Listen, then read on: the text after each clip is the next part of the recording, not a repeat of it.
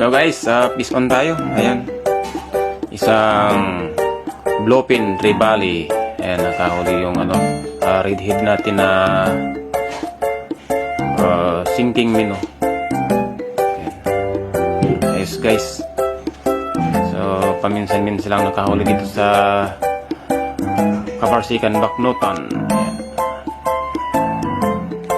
Sarap yan, sigang. And foul hook pa. Sa ulo talaga sumabit. Sa may mata. Ayan. Log-log natin sa tubig guys. Ayan. Ayan, buhay na buhay. Live na live. Alright. Nakakatuwa talaga pagka nakahuli ng ganyan. Ayan. Sus. Lang malaglag.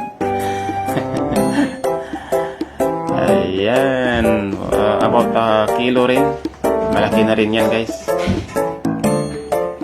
At paano, may pang sigang na guys. Ayan, mahirap talaga makahuli dyan sa sa Kabarsikan. Ayan, foul hook,